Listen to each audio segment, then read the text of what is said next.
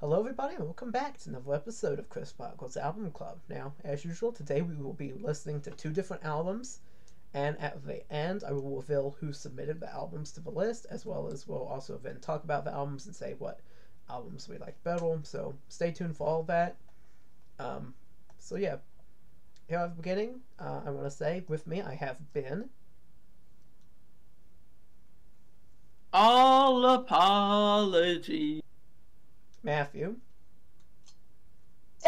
Everyone is gay. And Santiago. Hello. Alright, anyways, at the beginning, I've got to announce for the albums also. I hope you're all hyped for two new albums. I'm ready. Let's do it. Alright, well, here we go.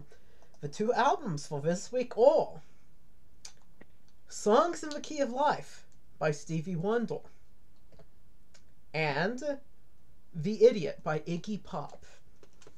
Oh my god. Wait, two good albums. Wow. Wow. Oh my god.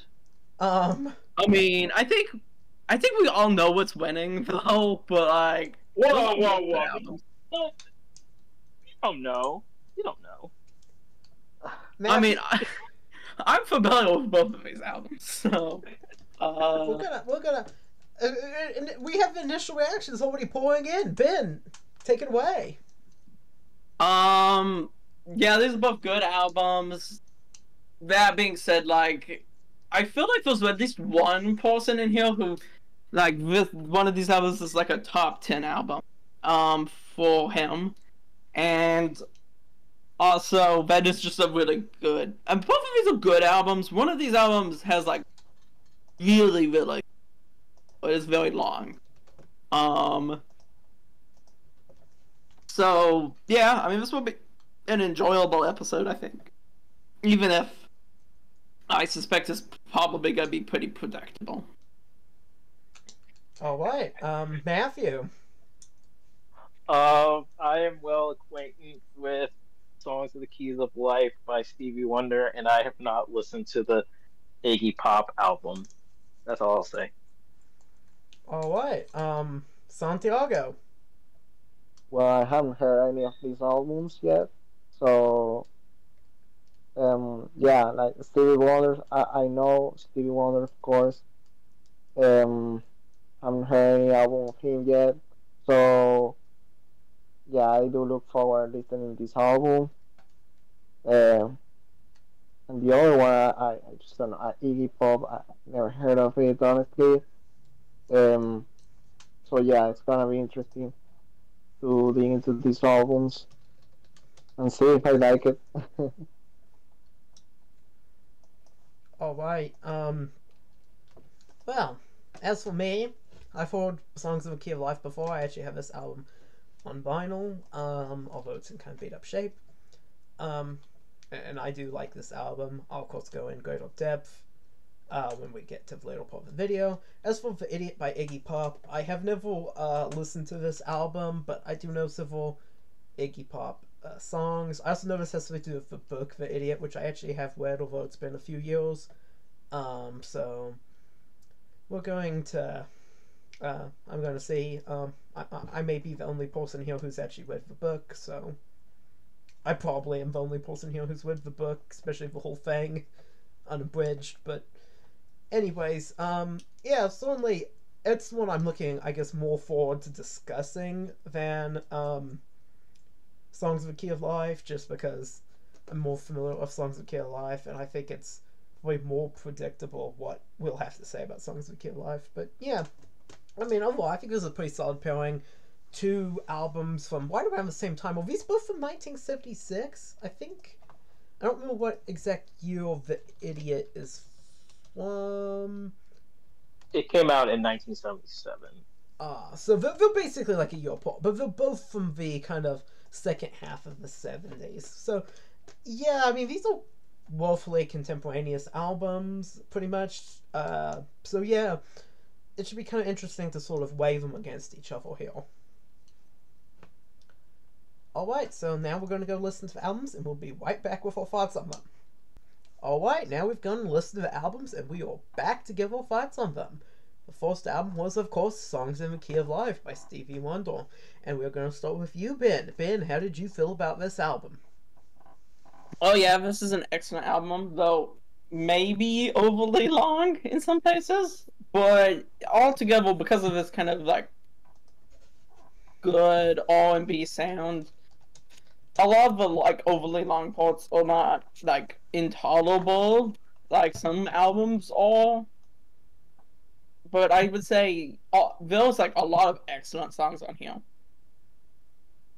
such as Soul Duke, I Wish, Pastime Paradise, As. But like I would say that like the best stretch, I guess, of this album is from Soul Duke to Through Summer Soft. I think that that's like the best stretch on the album. But I've enjoyed all of it. I mean, it's a good album. But yeah, occasionally it's overly long. Oh, As is another good. I mean, all of these songs I think are good, but like some of them are obviously, rise to the top. Yeah. Matthew. First off, I feel like Ben was taking a shot at the 2020 Experience by Justin Timberlake. Yep. Anyway, this is a masterpiece of an album. It's arguably the greatest album of all time. This is Stevie Wonder's magnum opus. All the songs are really good. Like, I would say even like an 8 and above. Just like a lot of great tracks, and and it's rightfully acclaimed as it is. Alright, Santiago, how did you feel about this album? It was alright. It was my first time listening to an album of Stevie Wonder. It was okay. It wasn't something out of this world, that I will say like, oh man, this is such a great album, like a masterpiece. I wouldn't say that. I will just say that it was alright. Well, there was some songs that I liked, but it's not something that I will even say it was a highlight overall. So yeah, it was an okay album to me. Alright, time for my thoughts, I guess. We've certainly already had a wide variety of opinions here. I like this album. The person who I was probably closest to their description so far was Ben. I certainly didn't think like Matthew that this is like the best album ever made. I agree with some of Ben's criticisms that it's a little long, but I also agree with a lot of the praise Ben gave. I will say Soul Duke, I Wish, Knocks Me Off My Feet. Those are all like top, like, I mean, those are like the 3 best Stevie Wonder songs right there to begin with. Probably in his whole discography. Much less on this album, so that's already very strong. They're among the best songs of really the 70s as a whole. Very top tier songs there. I also like Pastime Paradise, Some Soft, Love's in Need of Love Today, As. All pretty good songs. There was a bit of problems with stuff I don't like as much. I didn't care a huge amount for track 3 that has some filler towards the end. I'll also say, and this might be a bit of a hot take, but I think Isn't She Lovely is overdone. Song's not great, and it's way too long. But It's overdone. It's awfully soporific, and it's also like 6 minutes long. Man, Chris does not give a damn about Stevie Wonder when his daughter was being born. I mean, I'm happy for him, but 6 minutes for a song just seemed like a song on it seemed like a bit much. It is kind of repetitive, let's face it. It would be an alright song if it was like 3 minutes, but it's too long. But I like most of these other songs, as I said. I think this is a good album. Yeah, maybe it is a little too long, but otherwise, I think it is still a really good album, much like Ben said. And so, yeah, that's basically my thoughts. Alright, moving on. The next album is The Idiot by Iggy Pop. Ben, we're back to you. How did you feel about this album? I enjoyed this album. Also, I thought that it kind of had a very like 70s Bowie sound, which I wonder why that is. Um, I enjoyed listening to it. That being said, I didn't find that there was like as many like standouts on here than there were on like songs in the key of life. I mean, obviously, China Gold is a very well-known song. Well, that is partially because of David Bowie's cover of it. But, I mean, I enjoyed this album. It did kind of have... I don't know if we would say it's... and I need to go back and re-listen to these albums. I really should re-listen to these albums after listening to it, but I didn't have time. But, like... It kind of has a sound that kind of reminds me of maybe like Station to Station or like the Berlin trilogy, which I know have distinct sounds. But like there's kind of just that vibe. Even how like Iggy Pop sings on this album reminds me of Bowie.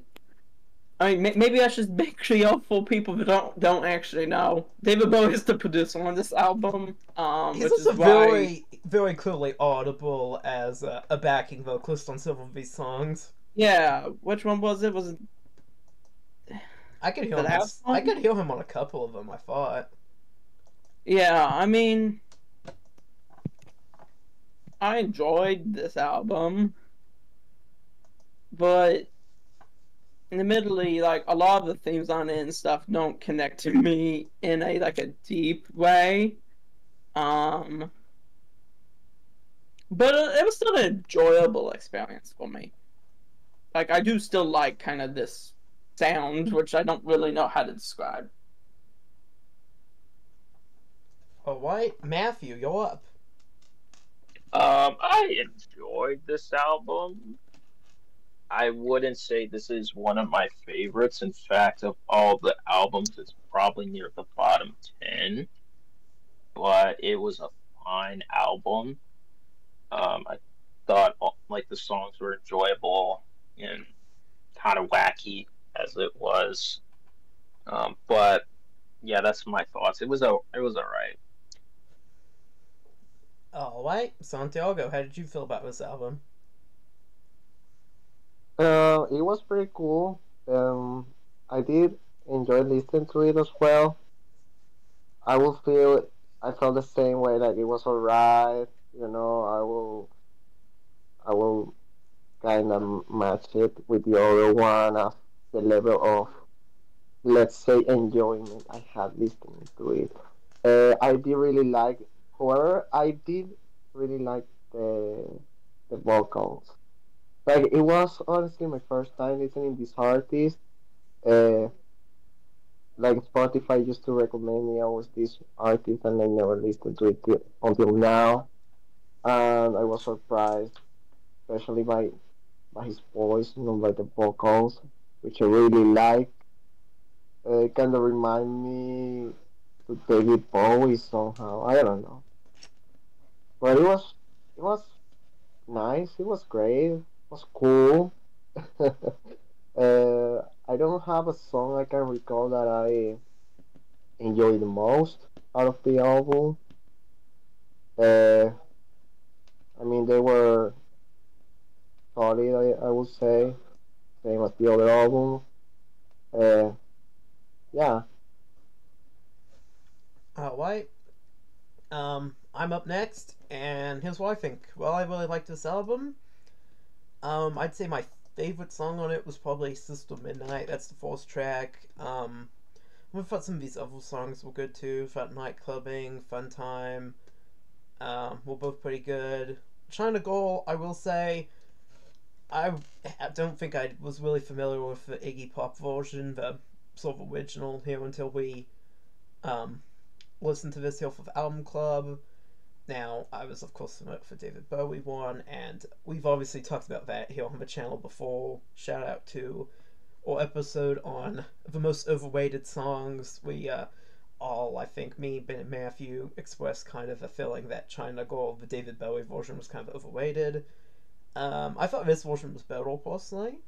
I like the vocal, Iggy Pop's vocal. I think better than I like Bowie's vocal on the Bowie version. That's just me, my opinion. I don't know how Ben and Matthew felt, but that's me.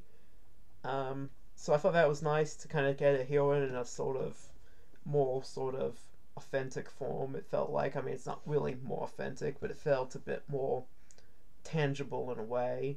And yeah, overall, I thought this album also was very consistent in tone and style. It just had a kind of a weird, sort of dirty, but still often very stylish kind of vibe throughout. And I think it worked very well. I will concur with Santiago's statements about the vocals. I like the vocals here. I just kind of liked the overall sound. It does sound a lot like some of David Bowie's stuff. It's a very good album. I quite liked it. Alright, does anyone else have anything to say about The Idiot? Well, it did motivate me to listen other albums of him, so Yeah, you I will should. keep listening more. Yeah, you should definitely try to listen to the next one. That has some of his like most famous songs on it. Yeah, I will definitely listen to it. Alright, now that we've discussed the albums, we are going to say which album each one of us liked better. We are going to start with you, Ben. Which album did you like better? I like both of these albums, but Songs in the Key of Life I like better. There's just more standout tracks. It is longer. It's like more to get through in some ways, but Songs in the Key of Life is pretty clearly better. I don't know what else to say. It has like better standout tracks, and the Idiot, but I didn't have any standout tracks. Both of them have like vibes that I like. Like they both have good vibes. They both have good instrumentals. They both have this good sound. But Songs in the Key of Life has like these standout tracks that are like 10s or 9s that like the Idiot just doesn't have, and also like it doesn't have any flops in my opinion. Like it's pretty consistently good. The Idiot I also thought was pretty consistently good, but Songs of Kid Life is consistently good, but with these massive peaks. So yeah, it's that. See, I personally thought that both albums had standout tracks, and honestly, I thought that in terms of pacing and consistency, I actually thought The Idiot was better. No, Well, yeah, the Idiot is better on pacing, I'll agree. I'm not necessarily The saying. Idiot is a shorter album.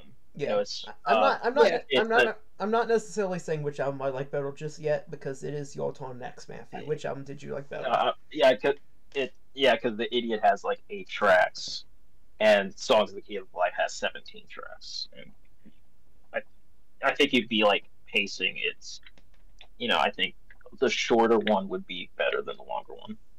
Which album did you like better, Matthew? Let me think. Songs of the Keys of Life. It wasn't really close to me. I think it was just obvious to me.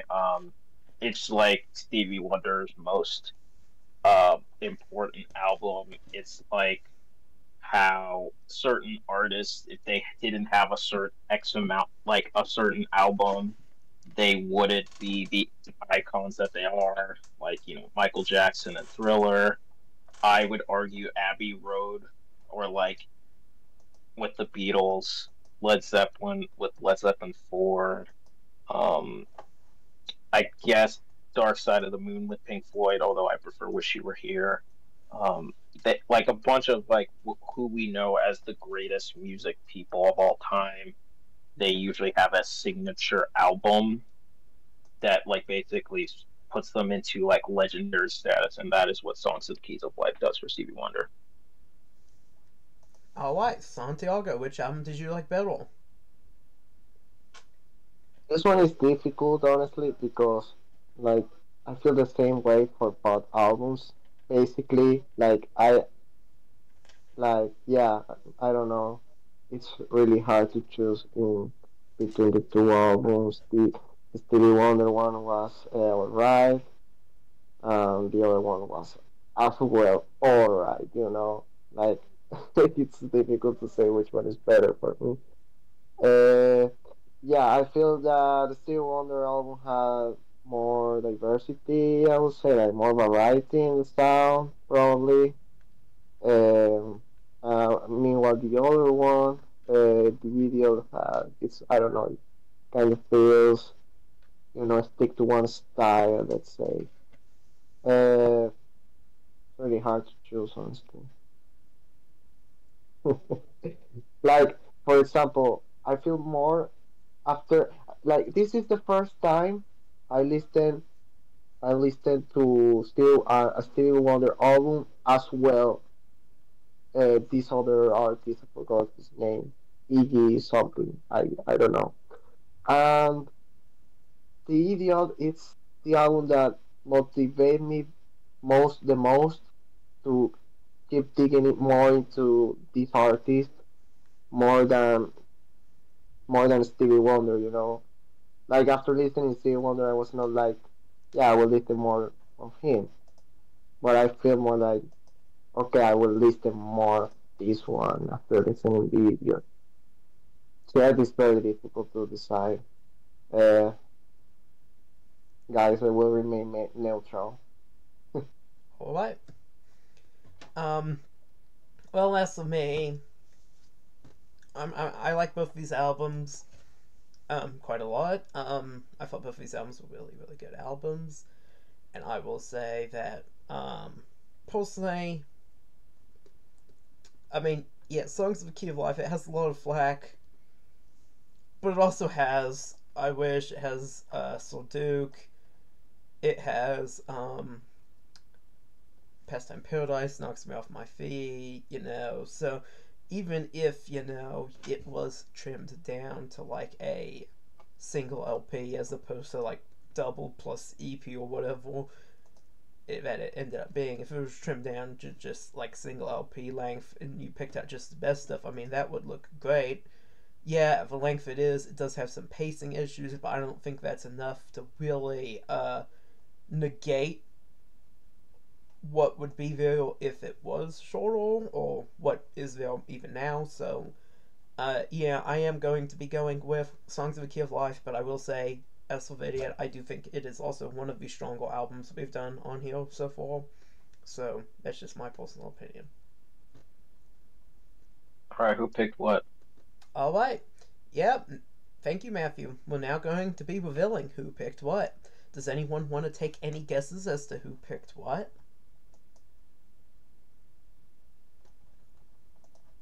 Anyone? I'm gonna guess that Matthew picked Songs in Decay and Life, and Chris picked The Idiot. I'm gonna say Ben picked The Idiot. Alright. Well, neither one of you is gonna actually be completely right. Ben's right that I picked The Idiot. I did pick The Idiot. As for Songs of the Key of Life, Songs of the Key of Life was picked by Matthew and Ben both. This is the second time this has happened. Yes, this is actually the second time this has happened, and it won't be the last time that something like this has happened either, because we do have several albums that have received multiple submissions. Spoiler alert, I guess. So we might see it again, at some point soon. So, alright, well, that's a wrap on today's episode. I hope everyone enjoyed watching this and hearing our thoughts on these albums. I certainly enjoyed listening to the albums, and I hope you all have a great rest of your day. Be sure to like and subscribe, it helps me out a lot. Once again, thanks for watching, and I'll see you in the next video.